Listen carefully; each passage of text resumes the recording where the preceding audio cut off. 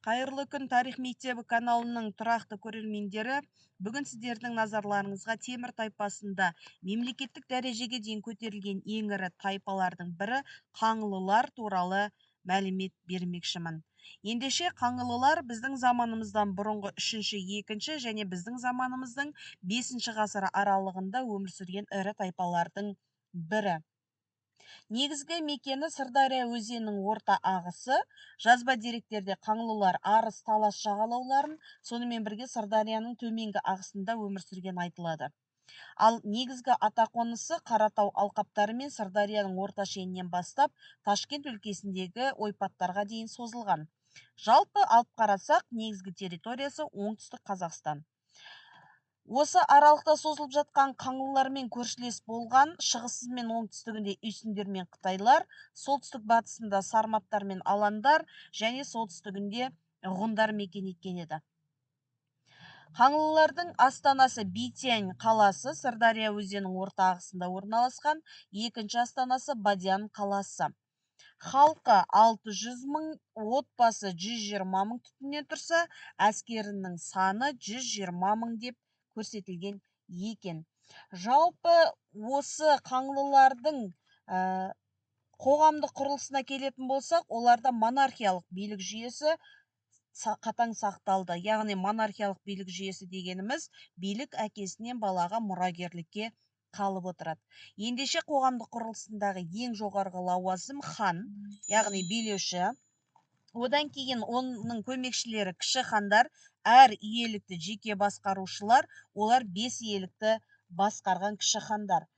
Кіші хандардан кейін олардың қол астында уәзірлер жұмыс жасады. Ол уәзірлердің өздерінің әрқайсында 3 орынбасарларынан болған.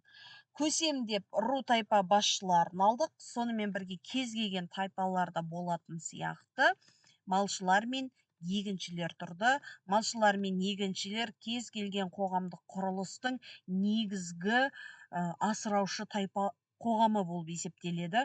Өйткені мал мен егін негізгі күнкөріс көзі болып табылады.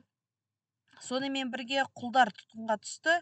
Құл деп олар соғыста қолға түскендерді айтады, бірақ құлдардың көмегі қатты қажет болмады деп айтылады. Енді сіздерге қаңлылар туралы қандай деректер бар екенін айтып өтейік. Деректерге осы Қытай тарихшылары Чжан Цзян, Сыма Цзян, жылнамалар еңбегі Баньгу, хан әулеті, Жу патшасының тарихы деген Қытай деректері, сонымен бірге Үндістаннан тараған Махабхаратта, Үнді дастанында және Ирандардағы Авеста кітабында айтылған екен. Енді әрқайсысына жеке тоқталып өтейік. Қытай тарихшысы біздің заманымыздан бұрынғы 138 жылы Уди императордың тапсырмасымен елшілікке барған Чжан Цзян 13 жылдан кейін қайта оралады. Ол жерде қытайлар туралы мынандай дерек айтылған. Қаңлылар өрке көрек, өжет келеді. Біздің елшілерімізге басын имейді. Орталық билік атынан келген өкілдерімізді үйсін елшілерінен төмен отырғызады. Олардың билеушілері мен ақсақалдарына тамақты алдымен береді, содан соң қалдығын біздің елшілерге таратады деген ашу ыза бар. Екінші қаңлылардың Хуанди деп атаған сарай тарихшысы да осы деректі алға тартады. Енді атақты біз білетін Сыма Цзян өзінің тарихи жазбалар еңбегінде қаңлылар туралы былай дейді. Қаңлы Ферғананың солтүстік батысында шамамен 2000 ли қашықтықта орналасқан көшпелі мемлекет. Үлкен үй жерлермен тұрмыс салты өте ұқсас. 90 мың әскері бар. Кангейюдің 5 кісі князьдігі бар. Билеушісі Битян қаласын мекендейді. Халқының саны 120 мың, 60 мың адамнан тұрады және әскері 120 мың деп көрсетеді. Шығыс жағындағы ғұндарға бағынады деп көрсетеді. Яғни, сонымен бірге мынандай дерек көрсетеді.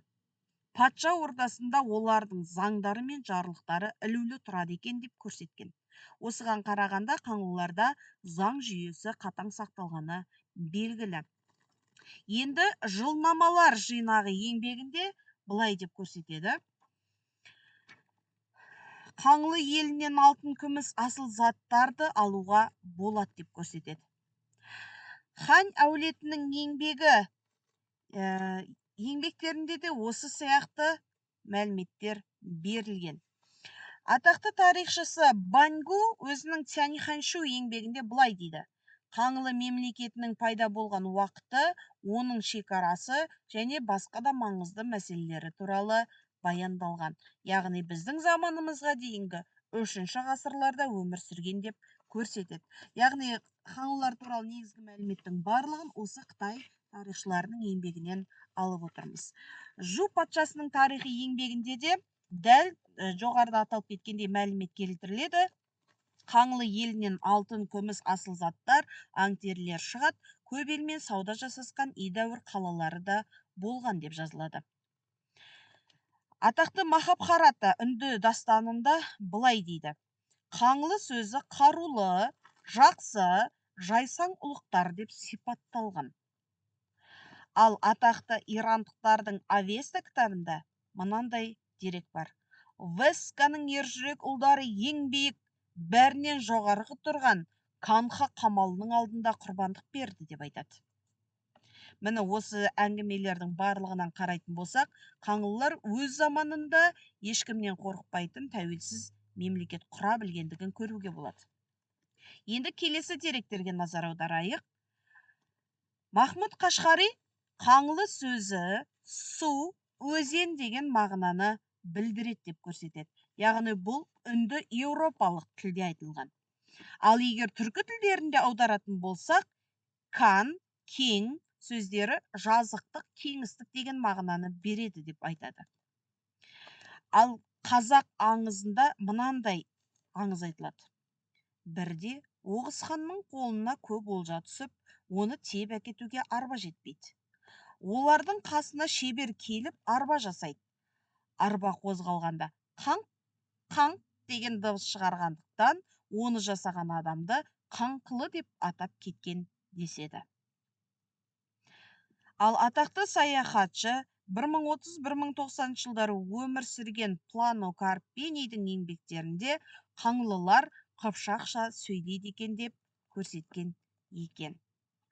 Егер келесі видеодағы қаңлылардың шаруашылығы, археологиялық ескерткіштері және олардың сауда байланыс туралы білгілеріңіз келсе, каналға жазылып, подписация етіп және достарыңызбен бөлісе отырыңыздар.